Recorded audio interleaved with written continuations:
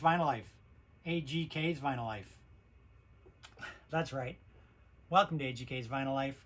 I'm your host, Anthony K, and today's Monday, June 29th, 2020. And on this week's episode, I'll give you 3 guesses as to what it's about. That's right. 007 007, James Bond. We're going to be looking at the music of the James Bond film franchise on vinyl. That's right, on vinyl.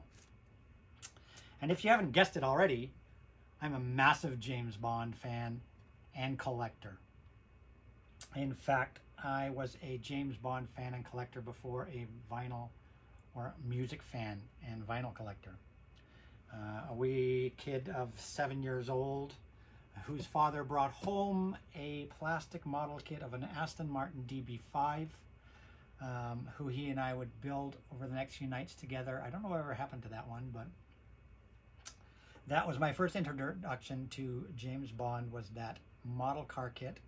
I do remember the ads for the films playing on TV, though I'd never seen one. But I loved that car so much, and I think I got a Secret Agent spy case as well for Christmas the same year. And I was all about the spy James Bond. And I collected toys over the next few years. And I even started reading novels at, I think, 10 years old. I started reading my first James Bond novel, even before I'd seen a movie. I started reading James Bond novels. And in 1971, January, on my birthday, my father would take me to my first James Bond film, which had just come out in the theaters, Diamonds Are Forever, which would make me a massive fan. And over the next couple of years, I would be lucky enough to see the previous 6 films in the series at theaters, revival theaters.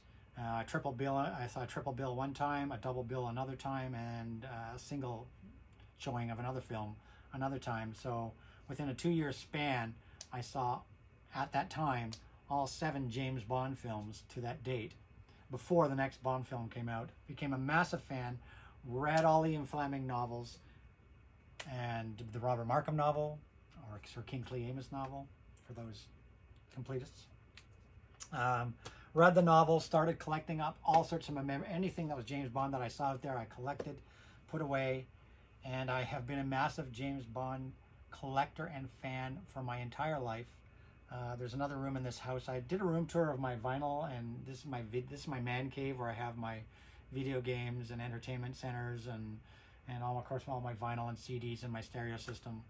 But my bedroom is my James Bond room, and in that room you will see posters from the various films on the walls, all sorts of memorabilia in display cabinets. It is my James Bond room. Maybe one day I should do a video about my James Bond collection, because it is massive. They're probably in number of pieces, whether it be soundtrack LPs, CDs, the novels, not just the Fleming novels, but the Gardner novels, the Benson novels, all the different authors' novels, books about the films, books about the comic, the graphic novel versions, the comic versions, games, playing cards, Monopoly, model cars, collector cars. As you can see, here's the Aston Martin DB5, used in more James Bond films than any other versions of the Aston Martin. And the Aston Martin Vanquish from Die Another Day are on display here. I decorated the set for today's video. Up behind me you can see, of course, all the James Bond films on DVD and Blu-ray behind me here, including the spin-off films on the side there. We've got some Funkos. We've got the Mustang Mach 1 from Diamonds Are Forever down there. But yeah, I dressed up the set a little bit, but that's nothing in my collection. I probably have more single pieces, posters. I have all the original James Bond posters going right back to Dr. No, in original first release prints, including teaser posters. I have an absolutely massive collection. The number of pieces in my James Bond collection probably rivals or exceeds the number of pieces of vinyl I own. So that's how big of a fan and collector I am. In fact, one place that I used to buy a lot of my memorabilia and posters from, the proprietor there said that in his opinion, I had the 2nd largest James Bond collection in all of Canada. So there you go. Yeah, I'm a massive James Bond fan and collector. Can never get too much. And look forward to the new film this November.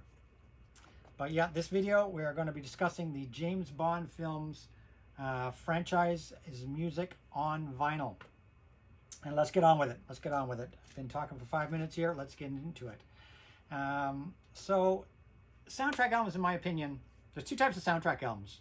Soundtracks that are comprised of hit songs that become a background to the movie, and they're much more comp albums than really a soundtrack.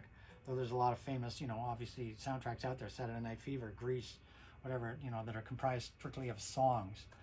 But a real true soundtrack album is a film score. Music scored for the film. Famous composers such as John Barry, John Williams, Jerry Goldsmith, Michael Kamen, Hans Zimmerman. These are composers that compose scores for films.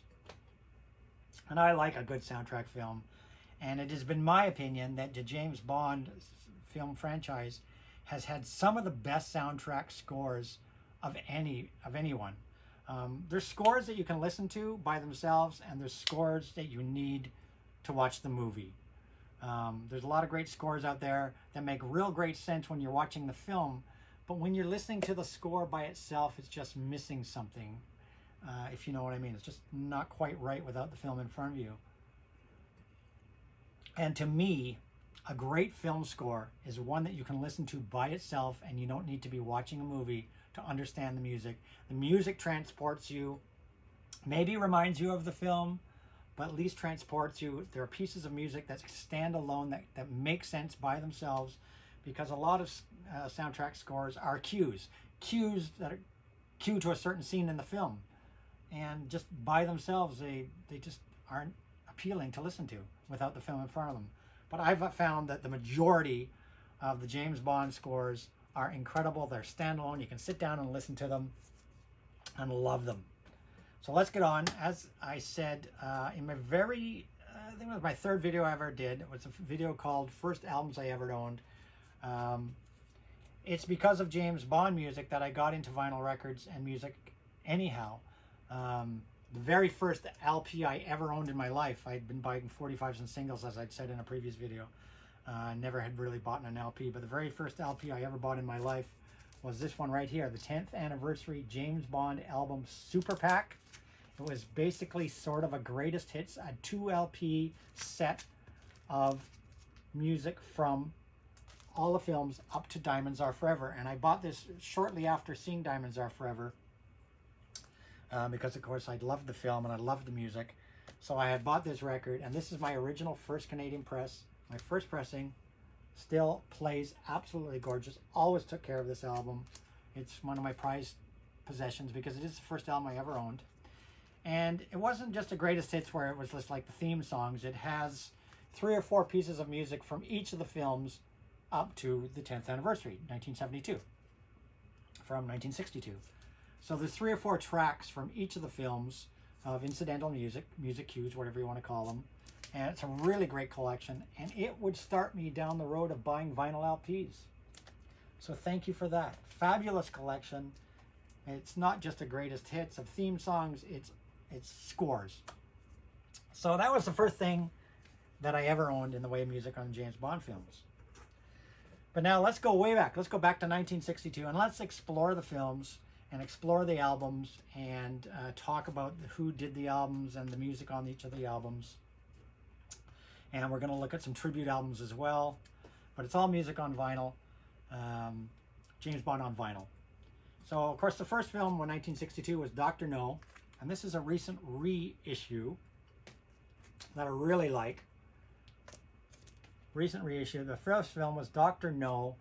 And the music on Dr. No was done by a man named Monty Norman, who wrote the James Bond theme. People think that John Barry wrote the James Bond theme and performed the James Bond theme, but it was actually Monty Norman that wrote the James Bond theme. The John Barry Orchestra performed the theme. So the James Bond theme, of course, would start in the classic theme that they still even play in trailers today, would start in this film. And this soundtrack is different than all the others. It's a good listen. Like I said, this is a recent reissue, and this reissue is on a beautiful, I believe, orange or red vinyl. red vinyl, beautiful red vinyl. And it actually includes a CD copy of the album inside as well.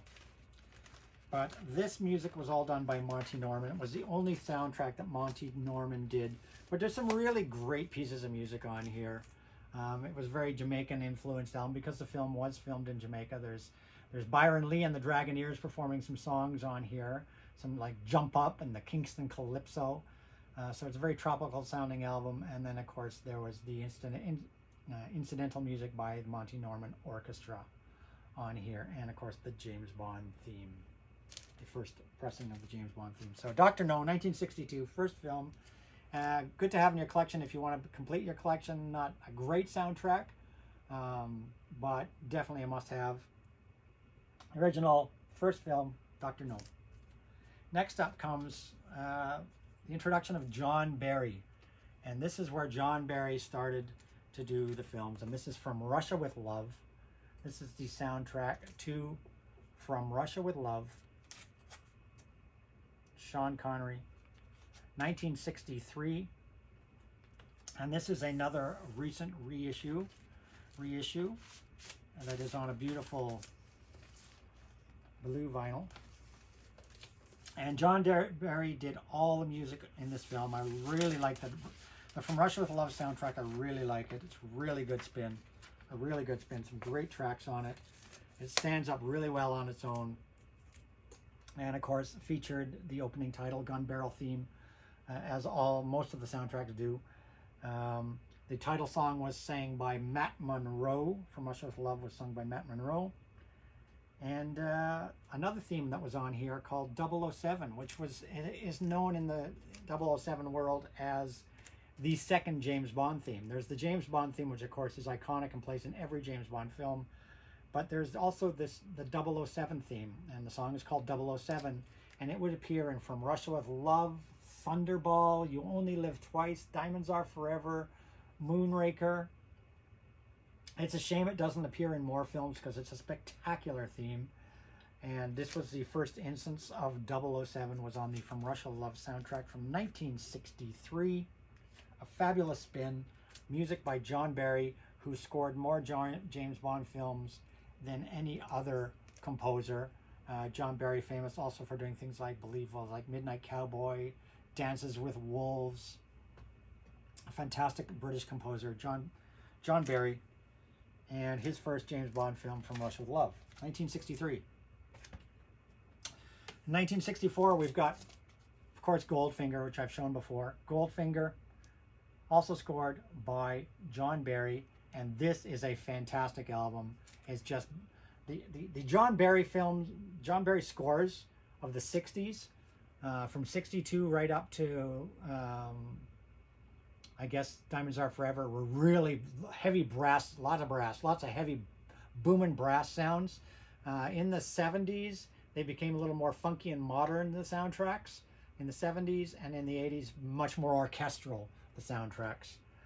Much more orchestrals, but the 60s soundtracks really booming jazz brass soundtracks, and Goldfinger is definitely the highlight of those soundtracks. Of course, Miss Shirley Bassey on vocals, one of the most famous theme songs I think of all time. An incredible vocal performance. Goldfinger, the main theme by Shirley Bassey, and the soundtrack. And this is another recent reissue, 180 gram reissue of that album.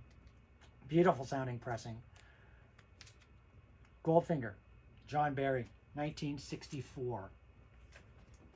The next film to come out was in 1965, and it's my personal favorite of all the James Bond films, and it is Thunderball. Also scored by John Barry. The lyrics of the Thunderball song were done by Don Black. And of course, the theme song, Thunderball, was sung by Mr. Tom Jones. Fantastic performance. One of the few male singers in the early years to perform Bond songs. Thunderball, and this is an original first pressing, 1965 first pressing. Look at the cover, gorgeous condition, on United Artists, Black Label United Artists. First press, Thunderball, great soundtrack, some great music on here. A little more laid back than the Goldfinger album. The pieces they chose to put on this album were a little more laid back. But of course, it did have some spectacular pieces like the Chateau Fight. And of course, Mr. Kiss Kiss Bang Bang, a fabulous instrumental song.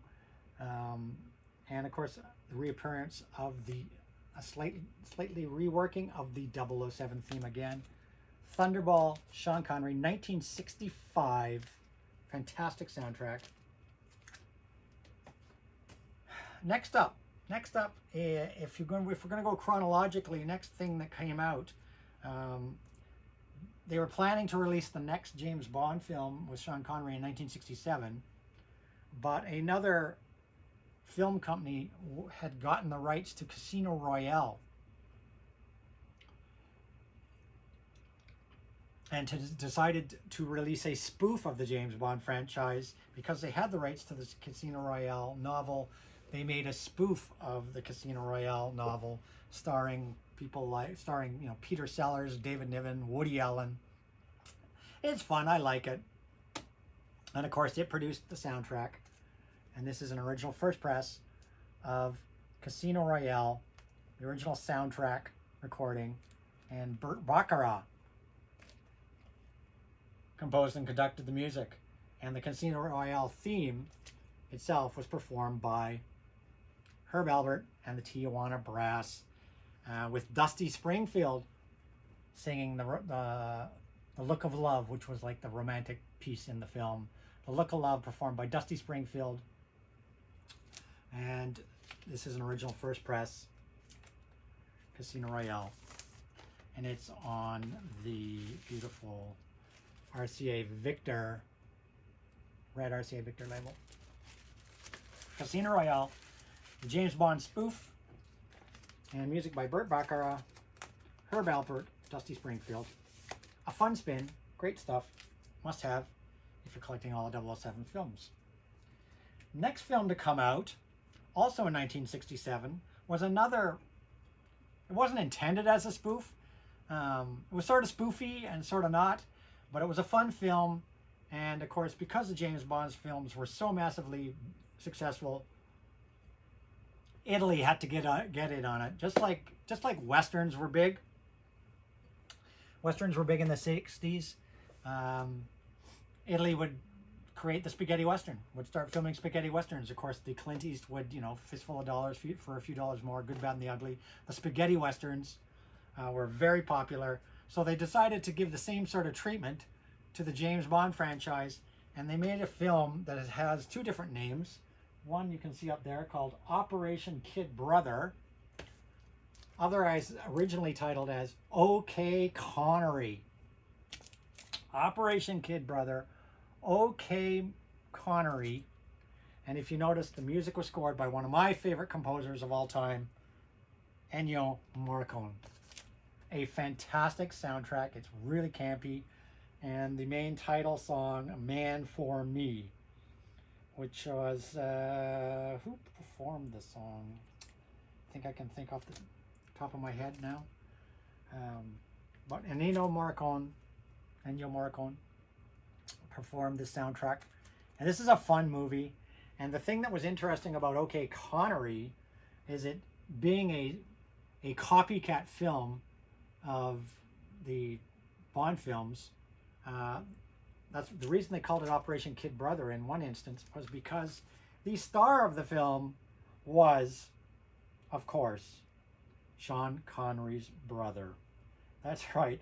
Sean Connery's brother, Neil Connery, played the spy in this film. He wasn't an actor. He'd never acted before, but they convinced him to come and play the spy in this film, Neil Connery.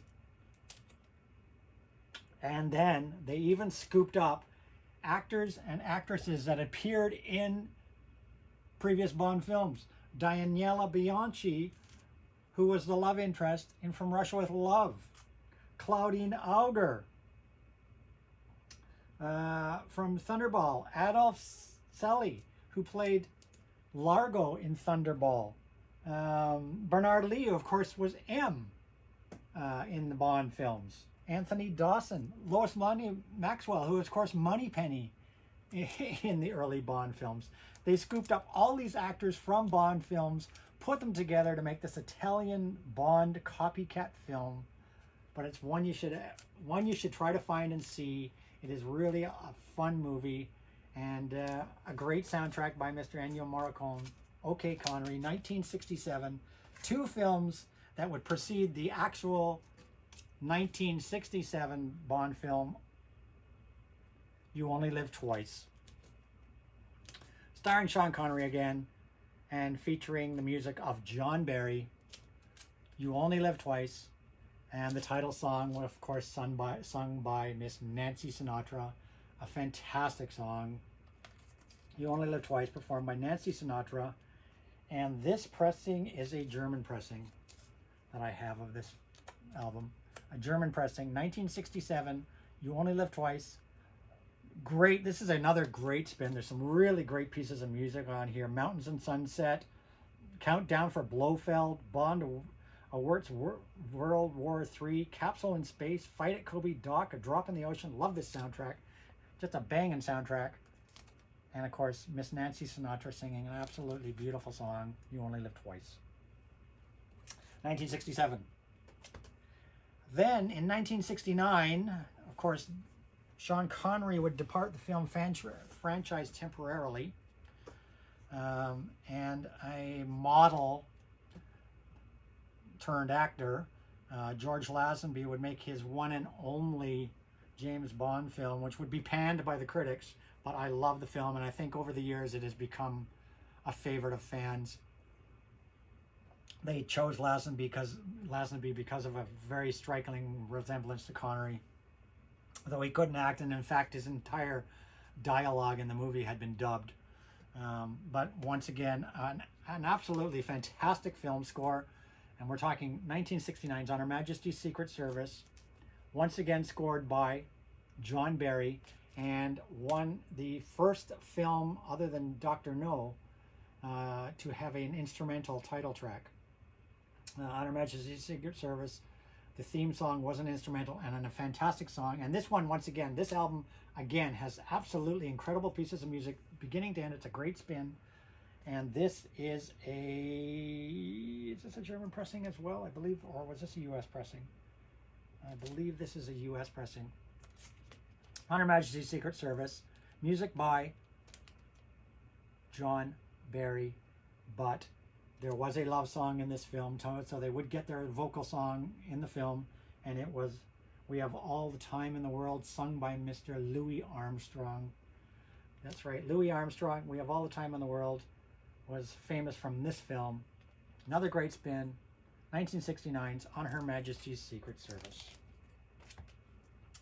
Next up, and I've showed this before, of course, came 1970, December 1970. Sean Connery returned as James Bond for one more film with Albert Broccoli and Harry Saltzman, the Eon Productions film crew. Sean Connery would return to do one more film, Diamonds Are Forever. Fantastic soundtrack, again performed by John Barry, and the second time that Shirley Bassey would sing a Bond opening thing, Diamonds Are Forever, sung by Shirley Bassey. This is a original Japanese first press of Diamonds Are Forever. And once again, John Barry scoring the music for that film. 1970. 1973 would bring not only a new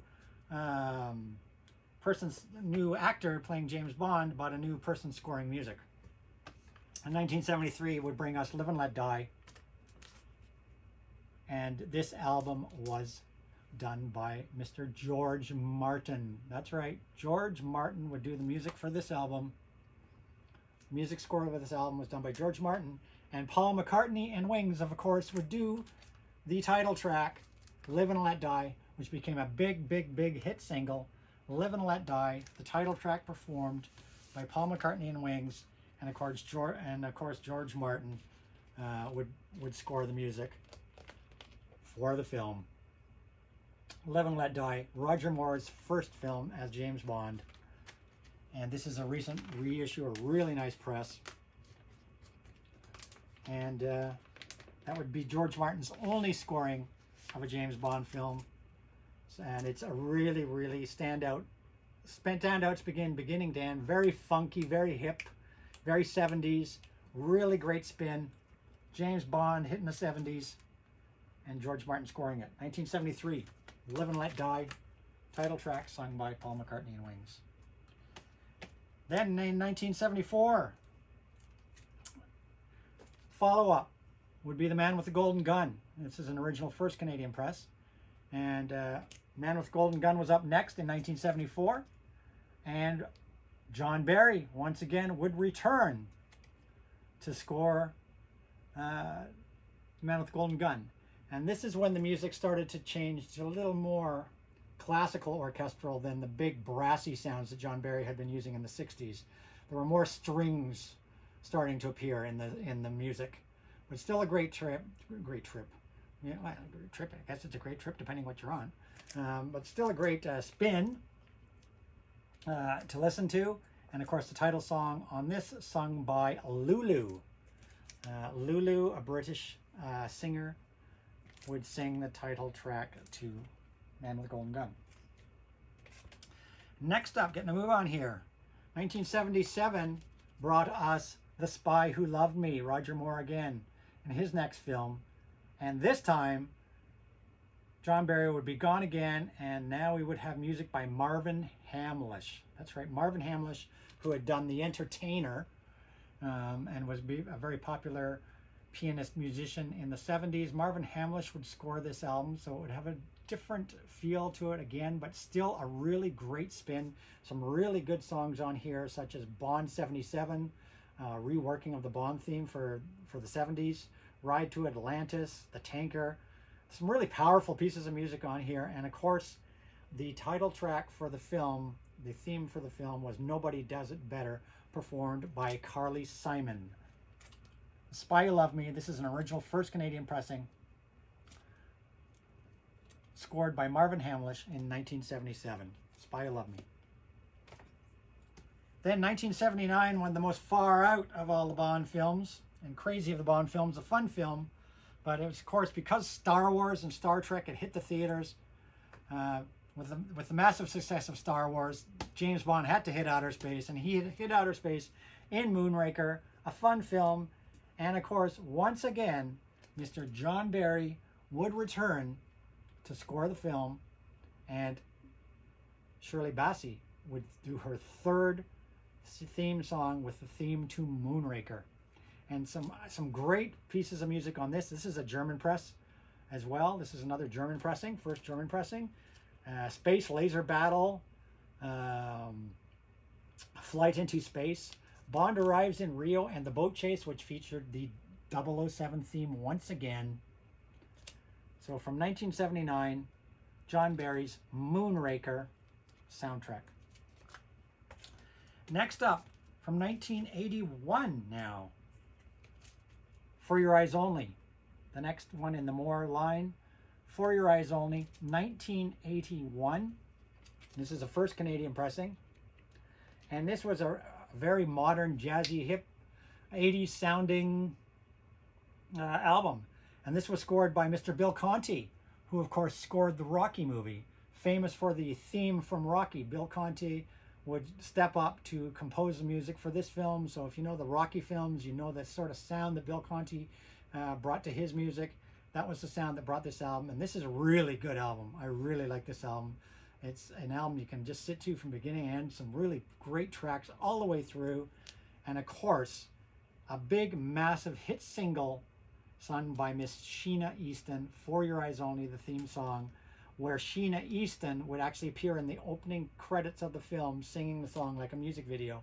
The first singer to actually be singing her song in the credits of the film. Sheena Easton did For Your Eyes Only. Big, big hit, scored by Bill Conti. 1981. At the conclusion of filming this video, I realized it had gone on much longer than I originally planned. I had planned on a 30 to 40 minute video, but it actually took me an hour to go through everything I wanted to show you. So I've decided to split this video into two parts.